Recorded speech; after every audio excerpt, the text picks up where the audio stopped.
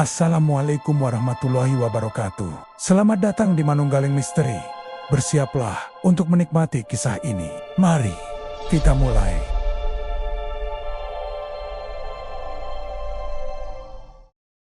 Sudah 3 tahun Bobon mendorong gerobaknya keliling kampung, lorong pasar, dan jalan pinggir sekolah yang berdebu. Setiap pagi ia bangun lebih awal dari ayam, menggiling daging yang ia beli semurah mungkin dari pasar. Kadang daging ayam sisa, kadang tulang sapi, kadang hanya lemak yang sudah nyaris busuk. Semua dicampur, dibumbui sebisanya, lalu direbus dalam air yang sama selama berhari-hari. Bukan karena tak tahu cara berdagang yang benar, tapi karena uangnya tak cukup untuk membeli yang segar, apalagi berkualitas. Setiap kali ia lewat, orang-orang hanya melirik sekilas. Anak-anak sekolah yang dulu sempat penasaran, sekarang malah melipir menjauh. Kabarnya, ada yang keracunan, ada yang muntah. Bahkan pernah ada ibu-ibu yang mengadu ke ketua RT karena menduga baksonya dicampur daging hewan tak wajar. Tapi Bobon tahu, semua itu hanyalah cara dunia menunjukkan bahwa ia memang tidak dikehendaki untuk berhasil. Rumahnya terletak di pinggir rel kereta yang sudah lama tak aktif. Dindingnya dari papan kayu yang sebagian sudah lapuk, dan atapnya bocor di hampir semua sudut. Bobon tinggal bersama seorang anak perempuan kecil, Andin, keponakannya, anak dari kakaknya yang meninggal 5 tahun lalu karena kecelakaan motor. Orang tuanya tak ingin mengurus Andin, jadi Bobon yang merawatnya sejak bayi. Danien adalah satu-satunya alasan Bobon masih bertahan, meski kenyataan hidupnya terus menekannya dari semua arah. Bobon pernah punya keluarga, seorang istri dan seorang anak laki-laki. Tapi anak itu meninggal karena demam berdarah. Terlambat ditangani karena Bobon tak punya cukup uang untuk membawanya ke rumah sakit. Istrinya, yang tak tahan hidup susah, pergi tidak lama setelah pemakaman. Sejak itu, Bobon berhenti berharap. Ia bekerja bukan lagi untuk mengejar mimpi, tapi sekadar untuk bertahan, hari demi hari. Setiap malam, setelah pulang berjualan dan menghitung uang receh yang tak seberapa, Bobon duduk di dapur kecilnya yang hanya diterangi lampu temaram. Ia menatap lantai yang lembab, mendengarkan suara tikus di plafon, dan menghela napas panjang. Hari-hari seperti ini sudah menjadi rutinitas. Bosan, tapi tidak bisa dihindari. Musim hujan membuat dagangannya semakin susah laku. Jalanan becek, pelanggan makin jarang keluar rumah. Kadang gerobaknya terjebak lumpur, kadang rodanya lepas di tengah jalan. Tapi tak pernah sekalipun ia mengeluh pada siapapun. Bukan karena kuat, tapi karena tahu, tidak akan ada yang peduli. Satu-satunya hiburan Bobon adalah melihat Andin tidur nyenyak di pojok kasur tipis yang ia gelar di ruang tengah. Bocah itu tak pernah rewel, tak pernah banyak bertanya meski hanya makan nasi dan kuah bening. Bobon tahu, Andin juga ingin makan seperti anak-anak lain, tapi ia selalu menahan diri. Bocah itu terlalu cepat dewasa untuk usianya. Malam itu, setelah dagangan tak laku satu mangkuk pun, Bobon memilih tidak pulang langsung. Ia mendorong gerobaknya ke arah bawah jembatan kecil di ujung kampung. Tempat itu sepi, sering dipakai anak-anak nakal untuk nongkrong atau mabuk. Tapi malam itu kosong. Hujan rintik masih turun, dan lampu jalan redup seperti hendak mati. Bobon duduk di tepi trotoar, bersandar di tiang jembatan, memandangi air got yang mengalir pelan. Tangannya gemetar, entah karena dingin atau karena hatinya sudah benar-benar lelah. Kepalanya menunduk. Ia bertanya-tanya dalam hati, sampai kapan semua ini akan berlangsung? Sampai kapan ia harus hidup seperti ini? Tidak ada jawaban. Hanya suara air, angin, dan rasa hampa yang semakin menelan pikirannya. Saat itulah, dari arah gelap di ujung jembatan, muncul sosok lelaki tua. Tubuhnya kurus, punggungnya bungkuk, dan jalannya pelan, nyaris tak bersuara. Ia memakai jaket lusuh yang kedodoran, dan membawa tas kecil di pundaknya. Bobon tidak langsung sadar. Tapi saat ia mengangkat kepala, sosok itu sudah berdiri tak jauh darinya. Wajah lelaki tua itu tidak asing, tapi Bobon tak bisa mengingat dari mana ia mengenalnya. Ada sesuatu yang aneh dari matanya, tenang, tapi kosong. Ia berdiri lama, hanya menatap, tidak bicara, tidak bergerak. Hanya berdiri seperti sedang menunggu sesuatu dari Bobon. Entah kenapa, Bobon tidak merasa takut. Justru sebaliknya, ada perasaan aneh, seperti ia sudah menunggu kehadiran orang ini sejak lama. Lelaki tua itu kemudian memberi isyarat dengan tangannya, pelan, menunjuk ke arah belakang jembatan yang lebih gelap. Bobon menoleh sekilas, tapi tidak melihat apa-apa di sana. Saat ia kembali melihat ke depan, lelaki tua itu sudah berjalan pergi, pelan tapi pasti, menuju arah yang tadi ia tunjuk. Bobon berdiri, entah karena penasaran, atau karena dorongan yang tak bisa ia jelaskan. Ia mendorong gerobaknya perlahan, meninggalkan jembatan, mengikuti jejak lelaki tua itu ke dalam gelap. Malam itu, tanpa sadar, Bobon mengambil langkah pertama menuju sesuatu yang tidak bisa ia putar kembali. Sesuatu yang akan mengubah hidupnya selamanya. Langkah kaki Bobon terasa berat saat menyusuri jalan sempit yang ditunjukkan oleh lelaki tua itu. Suasana makin sunyi, dan suara kota terasa menjauh. Lampu jalan pun perlahan menghilang, digantikan oleh cahaya bulan yang tertutup awan. Jalanan berubah menjadi tanah merah yang lembab, diapit semak liar dan pohon-pohon tinggi yang tak dikenalnya. Tak ada lagi bunyi kendaraan, hanya desir angin dan suara ranting patah yang terinjak. Lelaki tua itu terus berjalan di depan, tak menoleh sedikit pun, seperti tahu bahwa Bobon akan mengikutinya. Setelah beberapa menit, mereka sampai di sebuah celah kecil di antara dua batu besar. Di balik celah itu terbentang sebuah hutan bambu, gelap dan padat. Batang-batang bambu menjulang tinggi, saling menutupi cahaya bulan. Akar-akar menjalar di tanah, dan hawa lembab memenuhi udara. Disinilah, kaki Bobon mulai ragu melangkah. Tapi tubuhnya terus bergerak, seperti ditarik oleh sesuatu yang tak kasat mata. Lelaki tua itu berhenti di tengah hutan. Di sana, ada sebuah tanah lapang kecil yang dikelilingi oleh lingkaran batu. Di tengahnya, berdiri sebuah altar dari kayu tua yang dipenuhi bekas darah mengering. Di atas altar itu, ada mangkuk batu berisi cairan gelap yang mengeluarkan bau amis. Di sekeliling area itu, tergantung kain merah dari batang bambu, berderet membentuk lingkaran seperti pagar. Udara menjadi lebih dingin, dan desiran angin membawa bau busuk yang menusuk hidung. Bobon mulai merasa dadanya berat. Jantungnya berdetak kencang, dan bulu tengkuknya meremang.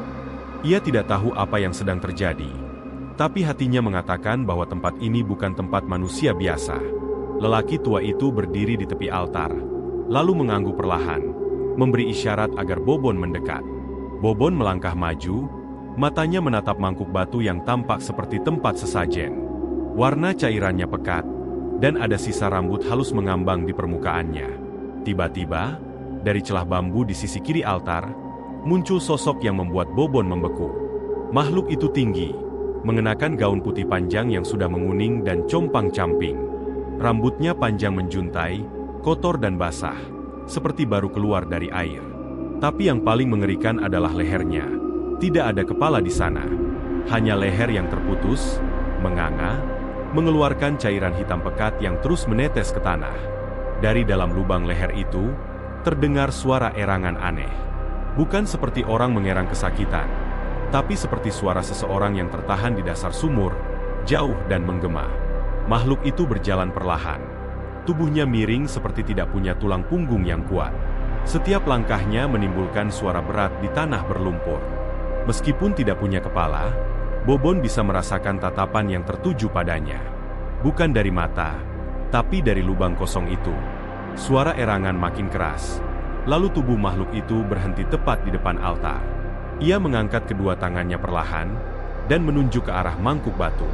Bobon gemetar. Tapi lagi-lagi, tubuhnya bergerak sendiri. Ia mengambil mangkuk itu, mendekatkannya ke mulut.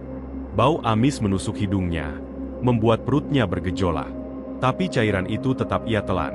Sedikit demi sedikit, seperti tertarik oleh kekuatan yang lebih besar dari rasa takut.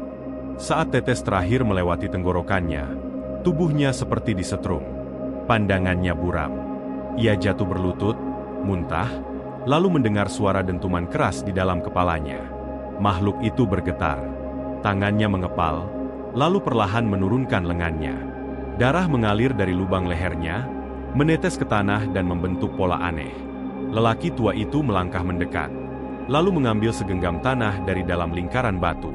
Ia menaburkan tanah itu ke kaki Bobon, lalu membentuk lingkaran kecil. Bobon kini duduk dalam lingkaran tanah. Pusing, peluh dingin membanjiri wajahnya. Dalam sekejap, suara-suara mulai bermunculan. Tawa anak kecil, suara sendok jatuh, suara teriakan dari pasar, dan satu kalimat yang terus terulang di kepalanya, meskipun tidak terdengar secara nyata. Beri dia daging yang tidak bisa teriak lagi. Setiap Jumat Kliwon. Suara itu dingin, dalam, dan terasa seperti keluar dari dalam tulangnya sendiri. Bobon menutup telinga, tapi suara itu tetap terdengar. Seperti berbisik dari balik kulitnya sendiri. Ia menggigil, matanya membelalak. Pandangannya kembali ke arah makhluk itu. Kuntilanak tanpa kepala, yang kini berjalan mundur perlahan, menghilang di balik batang bambu. Lelaki tua itu pun ikut menghilang. Tak ada suara langkah, tak ada bayangan.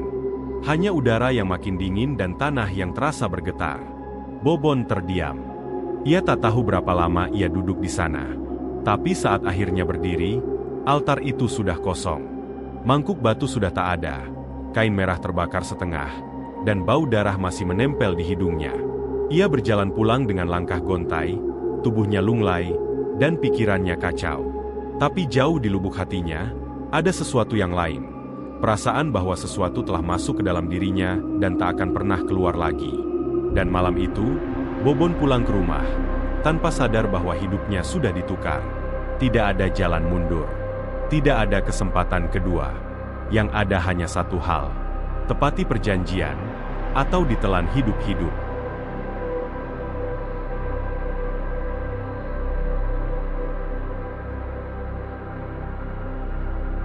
Pagi itu, Bobon bangun lebih siang dari biasanya.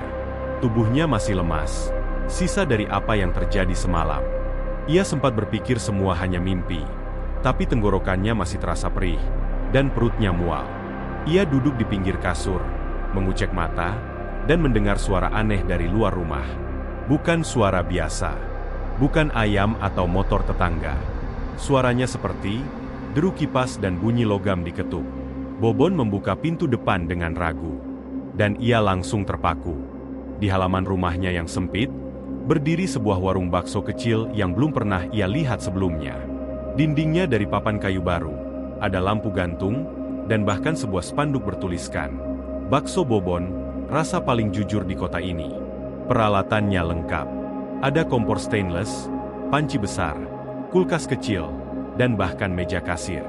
Semuanya baru, mengkilap, dan terlihat seperti milik restoran. Bobon melangkah maju pelan, memegang sisi warung itu. Bukan mimpi, bukan halusinasi. Ini nyata. Tangan dan kakinya bergetar. Entah karena senang atau takut. Andin keluar dari dalam rumah, mengucek matanya. "Om, ini warung siapa?" Bobon tidak menjawab. Ia hanya berdiri diam, tak bisa berkata-kata. Jam 11 siang, Bobon mulai membuka warung itu. Ia menggunakan bahan-bahan yang masih tersisa dari semalam. Daging ayam sisa, bumbu seadanya, mie keriting yang sudah hampir kedaluarsa. Tak ada yang istimewa. Tapi begitu ia mencicipi kuahnya sendiri, lidahnya langsung terdiam. Rasanya berbeda. Kuahnya lebih gurih. Baksonya kenyal, padat, tapi empuk. Bahkan mie instan itu terasa seperti mie buatan restoran mahal. Bobon menyendok satu suapan lagi. Rasa itu membuat ketagihan. Ia tak mengerti, padahal bahan-bahannya masih sama. Tapi rasa, bukan lagi rasa yang ia kenal. Sekitar pukul 12 siang, pelanggan mulai berdatangan. Mulanya hanya 2 orang ibu-ibu yang lewat. Lalu anak sekolah. Lalu pemuda naik motor. Mereka mencicipi, lalu tersenyum puas. Mereka makan cepat, lalu memanggil temannya. Dalam waktu 2 jam, warung Bobon penuh. Semua bangku terisi. Bobon kewalahan, tapi juga heran. Seorang pemuda sambil makan berkata lantang, "Ini bakso ternak yang pernah gue makan, Bang. Gila, ini rasa apaan sih?" Bobon hanya tersenyum kaku, sambil menunduk. Keringat dingin mengalir dari pelipisnya. Ia ingat betul, ia tidak mengganti resep apapun. Malam tiba, warung ditutup. Andin sudah tidur, dan Bobon duduk sendirian di dapur. Uang hasil penjualan hari itu bertumpuk di atas meja. Lebih banyak dari yang pernah ia kumpulkan sebulan penuh. Tapi matanya tak lepas dari meja kayu di dapur. Ada noda merah mengering di bagian bawahnya. Bobon mendekat, menyentuhnya.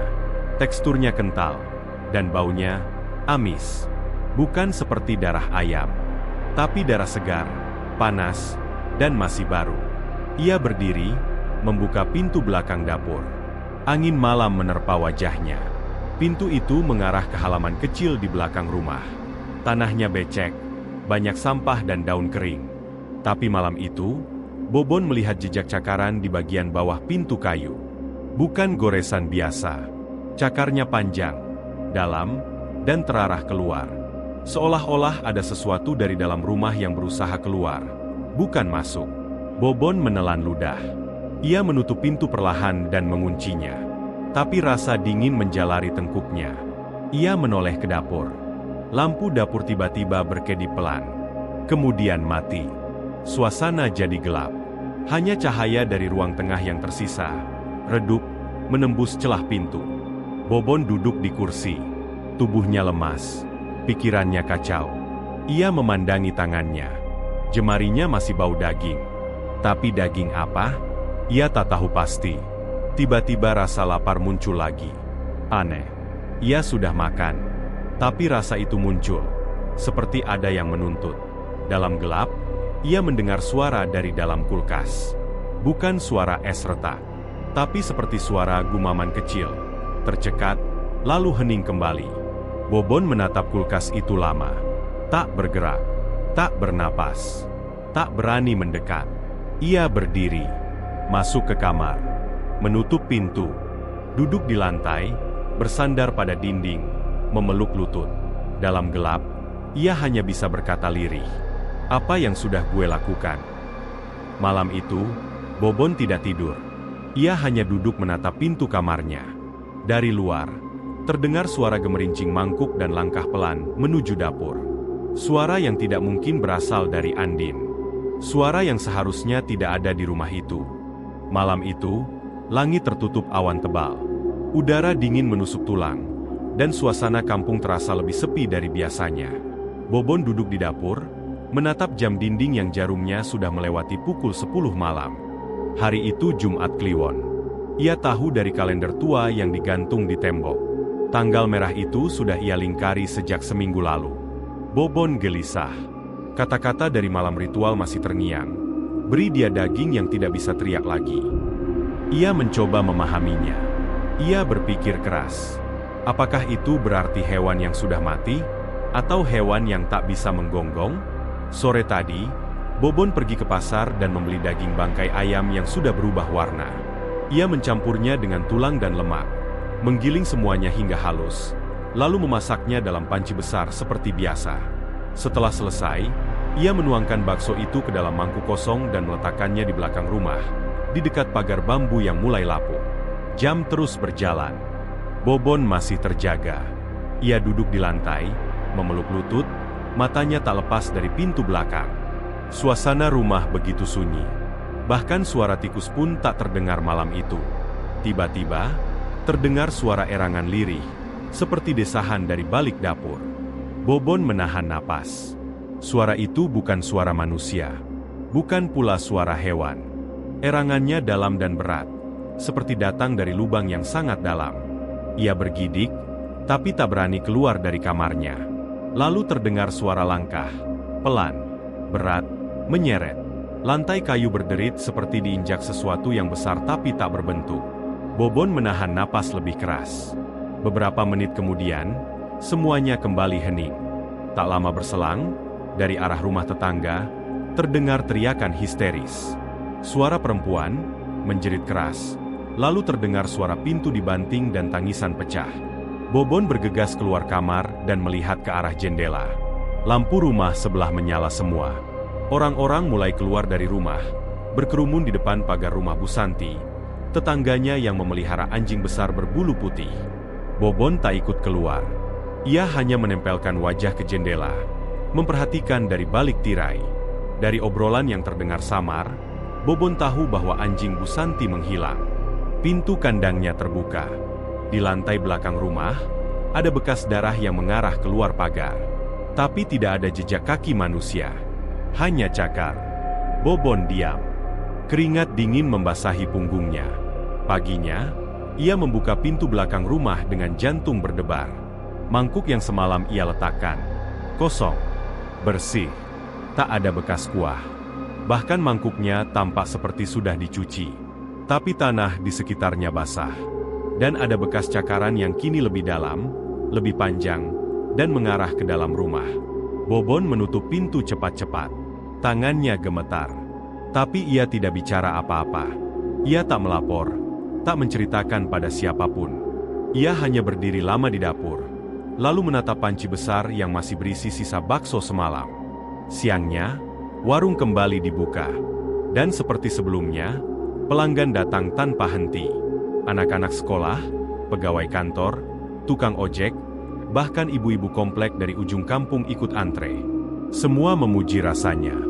"Bang, ini kuahnya kok makin enak ya tiap hari." Bobon hanya tersenyum kecil. Ia tidak tahu harus menjawab apa. Dalam hati, ia merasa bersalah.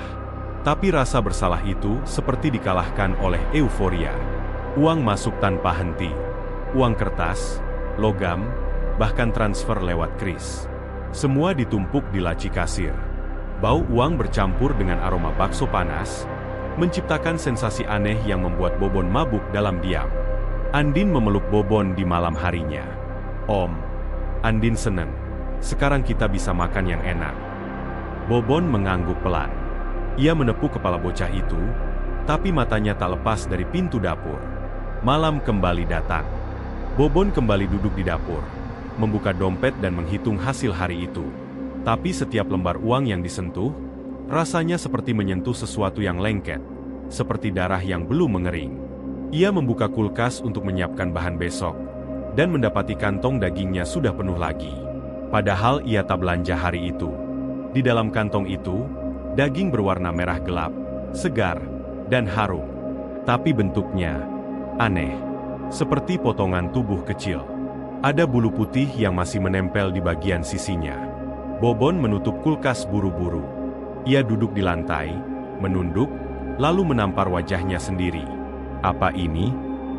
Gue cuma mau hidup." Hatinya berontak, tapi mulutnya terkunci. Ia tahu, semuanya belum selesai. Ini baru bayaran pertama. Siang itu, langit cerah. Angin berembus lembut, dan suara anak-anak yang pulang sekolah terdengar dari ujung gang. Andin berjalan sambil menggenggam kantong plastik berisi jajanan. Bobon sedang duduk di depan warung, menghitung sisa bahan yang akan ia gunakan untuk esok hari.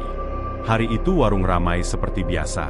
Tapi entah kenapa, Bobon merasa ada yang berbeda. Andin tiba-tiba berhenti di depan pintu warung. "Om," katanya pelan, "teman aku bilang, ada 2 anak sekolah yang hilang pagi tadi. Mereka sekelas sama aku. Waktu istirahat nggak balik-balik. Katanya si terakhir terlihat main dekat rel kereta." Bobon mendongak, tapi tak berkata apa-apa. Ia hanya mengangguk singkat dan memalingkan pandangan ke arah panci bakso yang sudah kosong. Andin menatapnya bingung. "Om nggak dengar, ya?" Bobon memaksa tersenyum. "Dengar, Din. Tapi itu urusan polisi. Kita nggak tahu apa-apa." Andin mengangguk pelan. Ia masuk ke dalam rumah, sementara Bobon berdiri kaku, mencoba menelan kecemasan yang naik dari perutnya. Perasaan tak nyaman itu kembali menghantui. Seperti ada sesuatu yang mengawasinya dari balik dapur. Malamnya, Bobon membuka kulkas seperti biasa untuk mengecek stok daging. Tapi hari itu, kantong plastik yang ia ambil terasa berbeda. Lebih ringan. Bentuknya tak simetris. Ia membukanya perlahan. Darah menetes dari ujung plastik. Warnanya merah tua, kental, dan amis. Bobon menahan napas. Saat plastik itu terbuka sepenuhnya, jantungnya nyaris berhenti berdetak. Di dalamnya, ada potongan tangan kecil. Masih utuh, lengkap dengan jari-jari mungil. Di salah satu jarinya, ada cincin mainan plastik warna merah. Persis seperti yang sering dipakai anak sekolah. Bobon mundur beberapa langkah. Kepalanya pening. Perutnya mual. Ia berusaha menutup plastik itu, tapi tangannya gemetar. Tiba-tiba, dari bawah kolong dapur, terdengar suara grok, grok, grok seperti sesuatu yang merangkak. Bobon membeku. Dari lubang got kecil di sudut ruangan, sesuatu mulai muncul perlahan. Makhluk itu menggeliat keluar.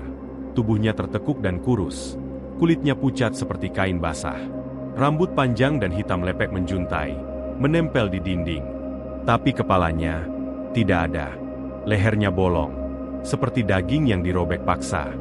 Darah mengalir pelan dari bekas leher itu, menetes ke lantai, dan mengalir ke arah kaki Bobon. Ia ingin berteriak, ingin lari, tapi tubuhnya terkunci. Makhluk itu meluncur makin dekat.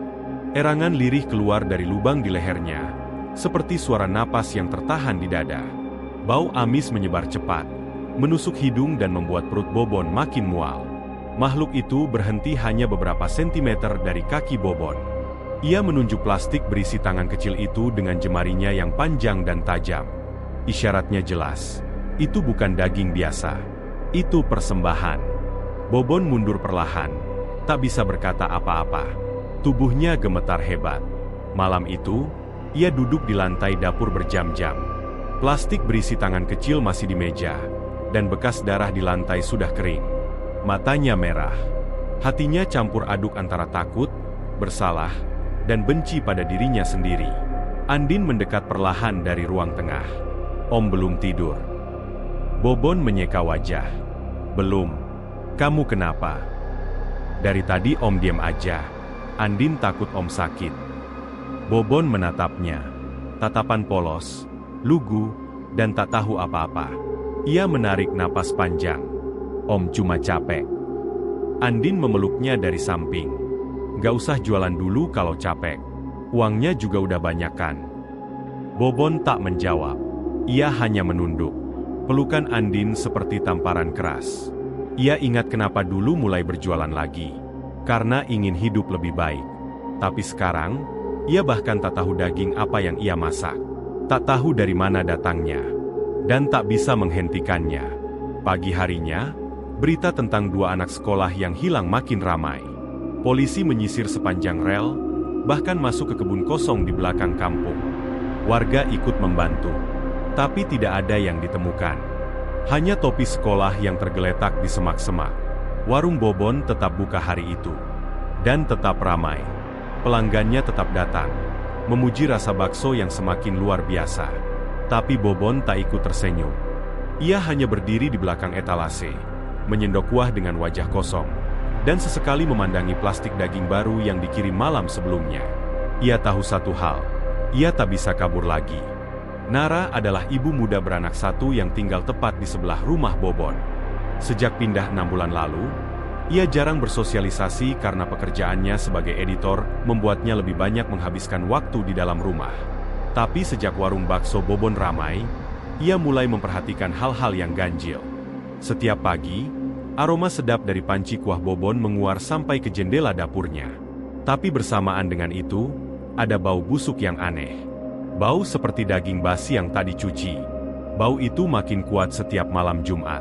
Nara mencium kejanggalan itu pertama kali 3 minggu lalu, tepat malam Jumat Kliwon. Saat itu, ia sedang menidurkan anaknya ketika dari dapur Bobon terdengar suara gaduh.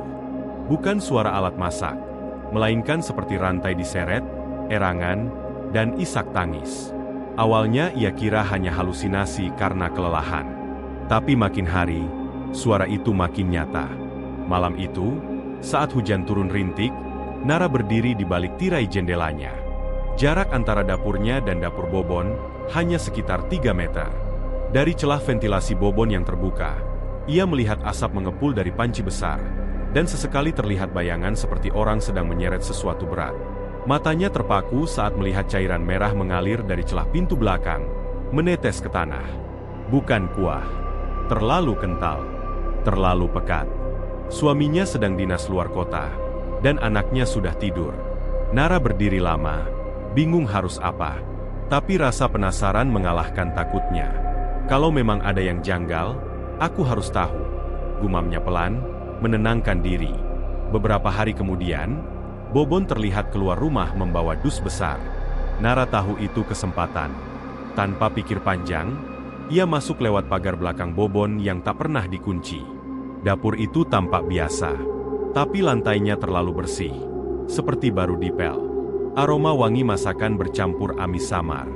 Ia melangkah pelan, memperhatikan setiap sudut ruangan. Di bawah karpet coklat usang, kakinya menyentuh sesuatu yang keras. Ia tarik karpetnya perlahan. Ada pintu kecil, terbuat dari kayu tua, dengan pegangan besi yang agak berkarat. Nara menelan ludah. Tangannya gemetar saat memutar pegangannya dan membuka pintu itu. Tangga sempit menurun ke ruangan gelap. Bau menyengat langsung menyerbu. Ia menyalakan senter dari ponselnya dan turun pelan-pelan. Suara air menetes terdengar dari bawah. Saat sampai di dasar tangga, ia terdiam. Ruang itu gelap dan dingin, seperti ruang bawah tanah yang tak pernah digunakan. Dindingnya lembab, berlumut. Tapi yang membuat Nara nyaris muntah adalah pemandangan di depannya. Di sisi kiri ruangan, tergantung beberapa kepala manusia. Leher mereka digantung tali dan dikaitkan pada paku besar yang ditancap di dinding. Wajah mereka pucat, membiru, matanya terbuka lebar seolah masih hidup. Beberapa sudah membusuk, tapi satu di antaranya terlihat masih baru, wajah anak kecil, dengan potongan rambut khas anak SD. Nara mundur dengan napas tercekat. Ya Tuhan! Kakinya tersandung, ia jatuh terduduk. Lampu senternya menyorot ke sudut kanan ruangan, memperlihatkan ember besar berisi daging mentah, mengambang di genangan darah. Di atasnya ada tulisan samar, Jumat Kliwon. Saat hendak berdiri, ia mendengar suara pintu depan rumah terbuka. Langkah kaki, berat, lambat, makin dekat. Nara langsung panik. Ia mematikan senter, lalu berlari naik tangga sekencang mungkin. Sampai di atas, ia menutup pintu bawah tanah dengan napas tersengal. Ia kembali menyelimuti pintu itu dengan karpet seperti semula, lalu berlari keluar rumah sebelum Bobon sempat melihatnya. Di halaman belakang, ia berlari sambil sesekali menoleh. Nafasnya berat, tangisnya pecah. Saat tiba di rumah, ia mengunci semua pintu dan jendela, menarik anaknya ke pelukannya dan menangis sejadi-jadinya. Ya Allah, itu tadi kepala manusia. Itu tadi, beneran. Paginya, Nara tak membuka tirai seperti biasa. Ia duduk di pojok kamar, sambil menatap ponselnya. Tangannya gemetar ingin menelpon polisi, tapi takut Bobon akan tahu dan datang lebih dulu. Tapi ia tahu, diam bukan pilihan. Harus ada yang hentikan dia. Bobon tidak tidur semalaman. Matanya sembab, tangan gemetar saat meracik bumbu. Warungnya tetap ramai, antrean pembeli bahkan memanjang hingga ke jalan. Tapi semua itu terasa hampa. Senyum pelanggan tak ada artinya lagi.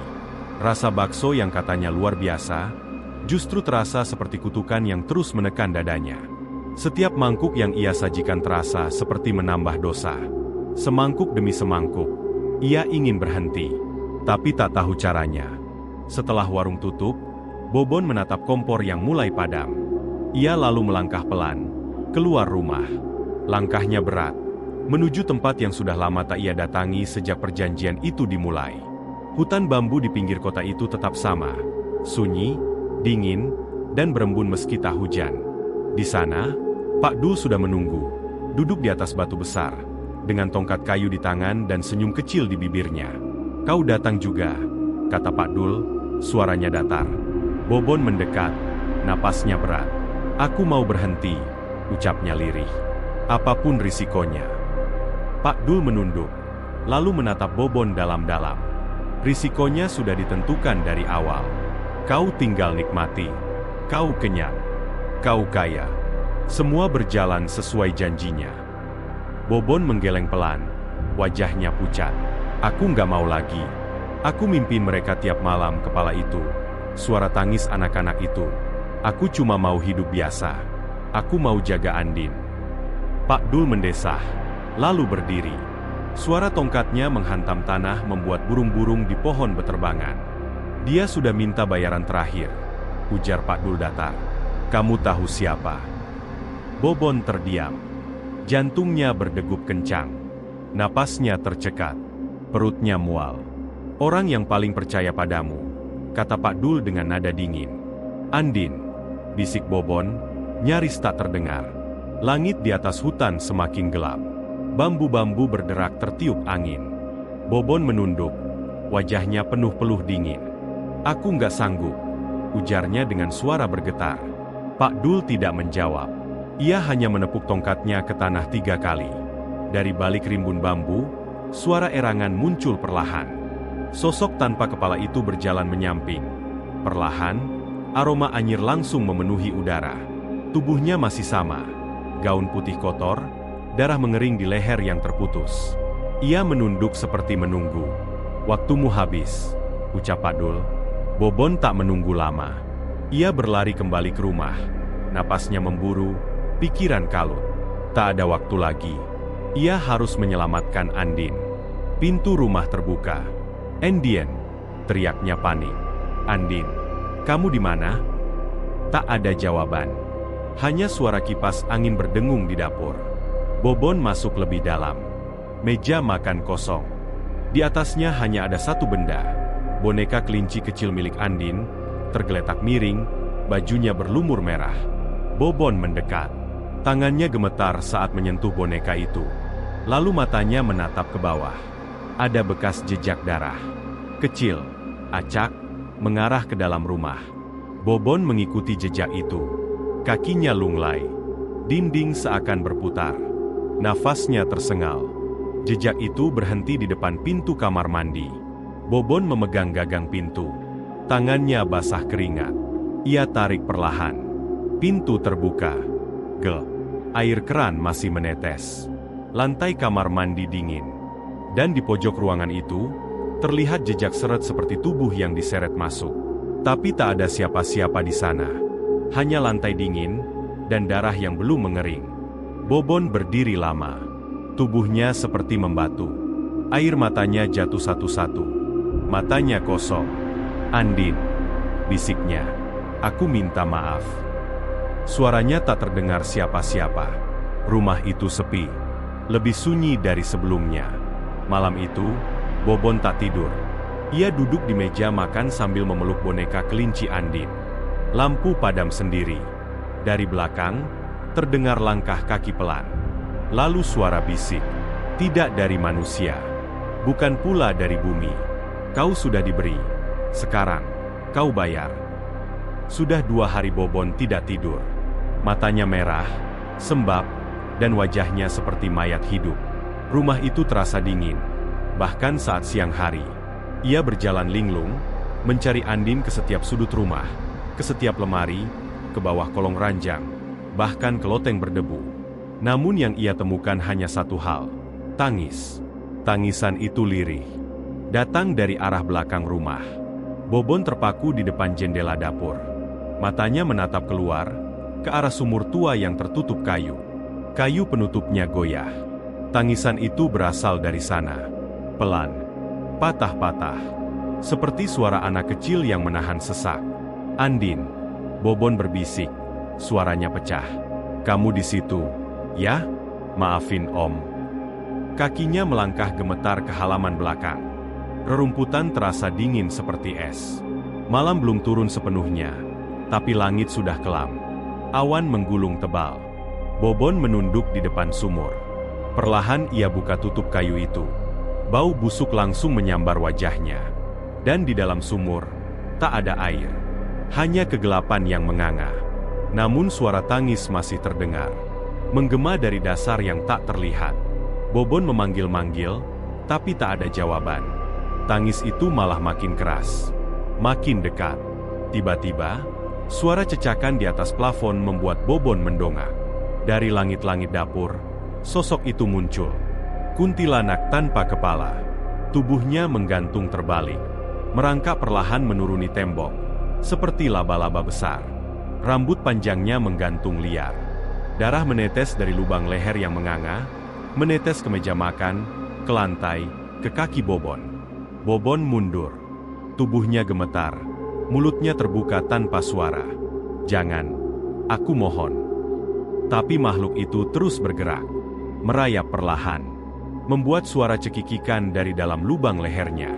Seperti bisikan, tapi lebih menusuk dari jeritan. Sejak malam itu, Bobon tidak bisa membedakan mana yang nyata dan mana yang tidak. Ia mulai berhalusinasi. Saat menutup matanya, ia melihat kepala Andin melayang di sudut kamar. Saat menyalakan lampu dapur, ada tangan kecil berdarah yang menempel di kulkas. Suara kaki kecil berlari-lari terdengar tiap malam di atap rumah. Ia mencoba menenangkan diri, tapi keanehan terus muncul. Pelanggan warung mulai menghilang satu-satu. Awalnya, hanya seorang sopir ojek yang tidak pulang setelah makan bakso. Lalu seorang pegawai kantoran yang biasa mampir setiap sore, tidak pernah terlihat lagi. Warga mulai bertanya-tanya. Lalu kota mulai resah. Beberapa media lokal mulai memberitakan kejadian orang hilang yang jumlahnya semakin banyak. Semua punya kesamaan, mereka terakhir terlihat sedang makan di warung bakso Bobon. Polisi pun mulai mendatangi rumahnya. Bobon berusaha tenang, tapi matanya terus bergerak, menatap ke belakang, seolah ada sesuatu yang mengintip dari celah dapur. Salah satu polisi bertanya, "Pak Bobon, terakhir kali lihat Pak Guntur kapan?" Bobon menjawab pelan, "Hari Minggu, dia makan bakso di sini, terus pulang." Polisi mencatat. Namun sebelum pergi, salah satu dari mereka mencium bau busuk dari dapur. "Pak, itu bau apa ya?" tanya petugas lain. Bobon tercekat. Tikus. Mungkin. Ada yang mati di atap." Petugas hanya mengangguk ragu, lalu pergi. Malamnya, Bobon termenung di meja makan. Warung tutup lebih awal. Tak ada pembeli yang berani datang. Ia menyalakan lampu, tapi cahaya redup. Rumahnya kini seperti sarang kematian. Lalu, lampu berkedip. Televisi menyala sendiri, menampilkan siaran berita lokal. Hingga malam ini, sudah 9 warga dinyatakan hilang secara misterius. Polisi mendalami kemungkinan keterkaitan antara kasus ini dan sebuah warung bakso di daerah Kampung Cilangin. Bobon menunduk. Tangannya menutup telinga. Tapi dari lantai atas, terdengar suara. "Om Bobon." Suara itu lirih, kecil, tapi sangat familiar. Bobon berdiri, matanya membelalak. "Andin?" Ia berlari ke atas. Nafasnya berat, langkahnya terhuyung.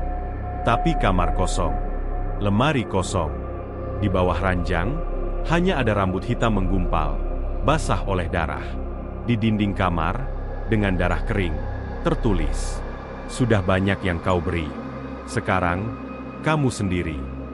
Bobon menjerit. Tangannya meninju dinding. Tubuhnya gemetar. Air matanya mengalir tanpa bisa ia kendalikan.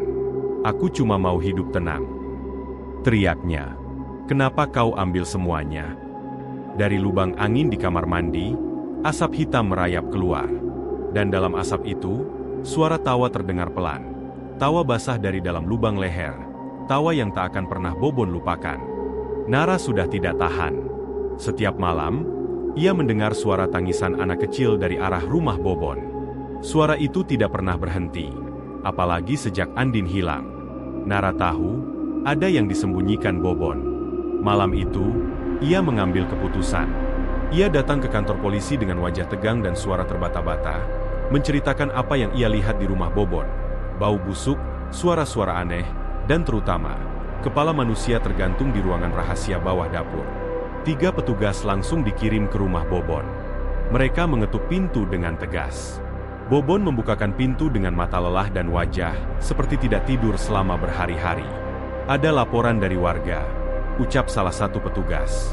"Kami ingin memeriksa dapur Anda." Bobon tidak menjawab. Ia hanya mengangguk dan mempersilakan mereka masuk. Langkahnya berat, seperti tubuhnya diseret beban yang tak terlihat. Petugas langsung menuju dapur. Tapi, tidak ada apa-apa di sana. Karpet yang sebelumnya menutupi pintu rahasia, sekarang hanya menutup ubin biasa. Tak ada pintu, tak ada tanda bekas apapun. Salah satu petugas mengetuk-ngetuk lantai. Tidak berlubang. "Ini dapur yang kamu maksud, Bu?" tanya petugas pada Nara. Nara maju, keringat dingin mengucur di pelipis. Ia menunjuk tempat yang sama. "Iya, di sini. Saya lihat sendiri. Ada pintu kecil dan di bawahnya." Ia tidak melanjutkan. Mulutnya bergetar.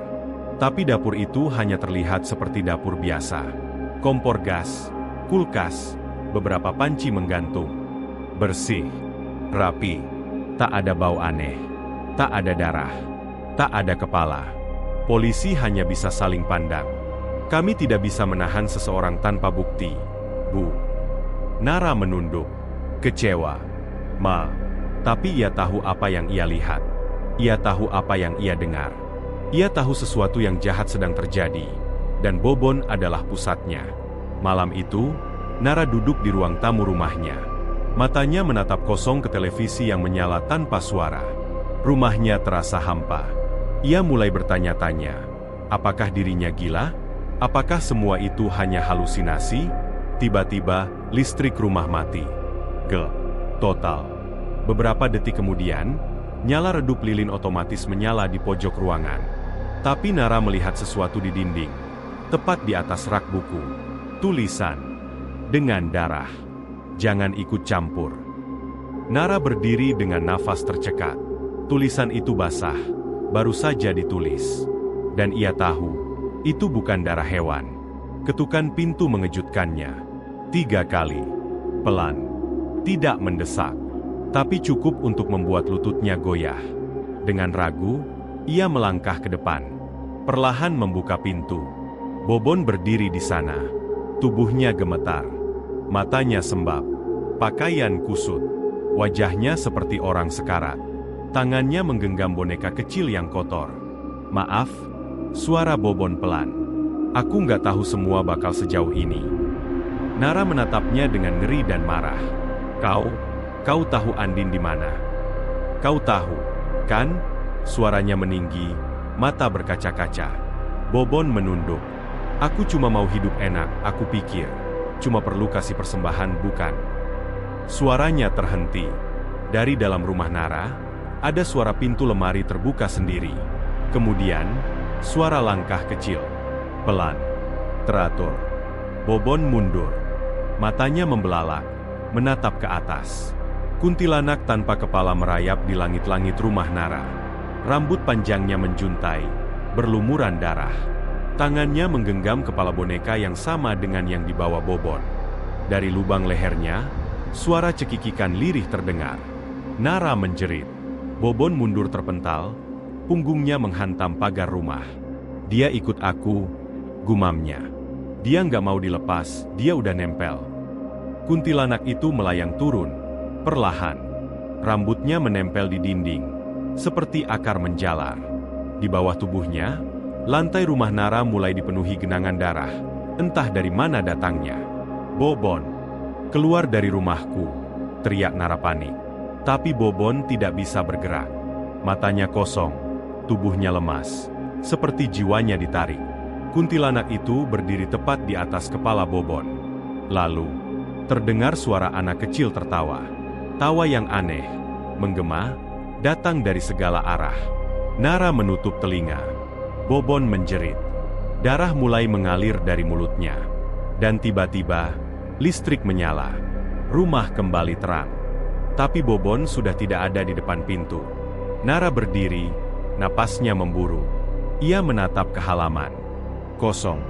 Tak ada siapa-siapa. Tapi di dalam rumah, boneka kecil itu masih ada.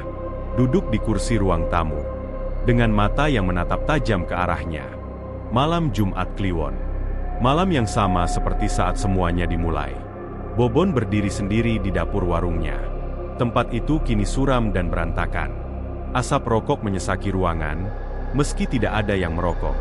Bau amis dan gosong menempel di udara. Seolah dinding dan langit-langit menyimpan semua suara tangisan dan jeritan yang pernah bergema di sana. Tangan Bobon gemetar saat memegang pisau besar. Matanya merah, penuh luka. Bukan luka fisik, tapi batin yang koyak. Semua yang ia miliki sudah hilang.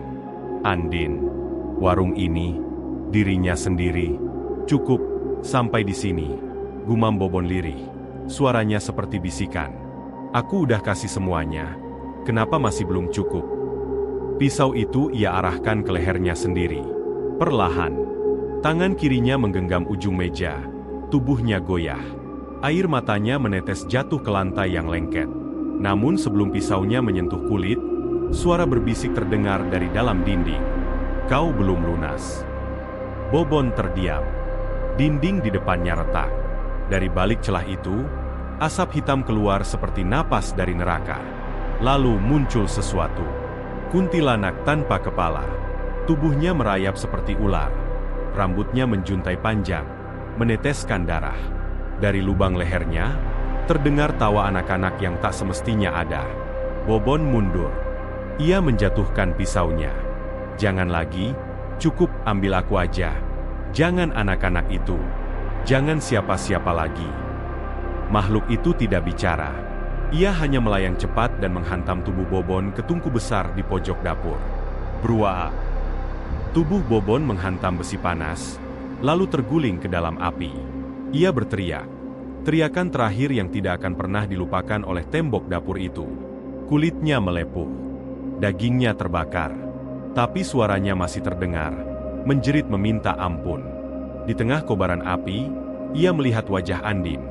Bukan, mungkin hanya bayangan terakhir sebelum nyawanya lepas. Tawa anak-anak semakin keras. Api membakar habis warung itu malam itu juga. Tidak ada yang datang menolong. Tidak ada tetangga yang berani mendekat. Semua tahu, ada yang tidak beres di warung Bobon. Tapi mereka memilih diam. Pagi harinya, warga sekitar hanya bisa berdiri di luar garis polisi, menatap puing-puing hangus yang tersisa dari warung bakso paling terkenal di kota itu. Dapur yang dulu penuh asap kuah dan wangi kaldu kini hanyalah arang. Tidak ada jenazah ditemukan. Hanya satu hal yang menyisa di tengah puing. Sebuah mangkuk bakso, retak, di dalamnya daging hangus tak berbentuk. Petugas pemadam memandangi mangkuk itu dengan heran. "Bagaimana bisa mangkuk ini utuh?" gumam salah satu dari mereka. Di tembok belakang, seorang polisi menunjuk sesuatu. Tulisan dengan darah kering. "Bakso Bobon, rasa yang tidak bisa dilupakan." Warga mulai bisik-bisik. Ada yang mengaku pernah makan di sana dan merasa mimpi buruk sejak itu. Ada pula yang bilang pernah melihat anak kecil menangis di dapur Bobon. Semua cerita jadi satu. Legenda yang mulai tumbuh dari bangkai warung itu. Beberapa bulan kemudian, di kota lain, ratusan kilometer dari tempat Bobon tinggal, sebuah warung bakso baru dibuka. Warung kecil, sederhana. Pemiliknya wanita paruh baya. Di belakang warung, ada kompor besar yang ia beli dari pasar Loa. Malam pertama ia buka, warung sepi. Tapi ia tetap semangat. Hingga pukul 9 malam. Ia menyalakan kompor untuk memanaskan kuah. Lalu terdengar suara dari bawah lantai. "Baksonya enak, Bu." Wanita itu terdiam. Ia melangkah pelan ke dapur. Kompor itu bergetar sendiri, seperti ada sesuatu yang hidup di bawahnya. Ia menunduk. Di bagian bawah kompor, ada goresan kata yang hampir pudar, tapi masih bisa terbaca. Bobon. Cerita Bobon selesai di tungku panas. Tapi perjanjian dengan kegelapan tidak pernah benar-benar selesai. Karena rasa yang tak bisa dilupakan, selalu mencari tubuh baru untuk dimasuki.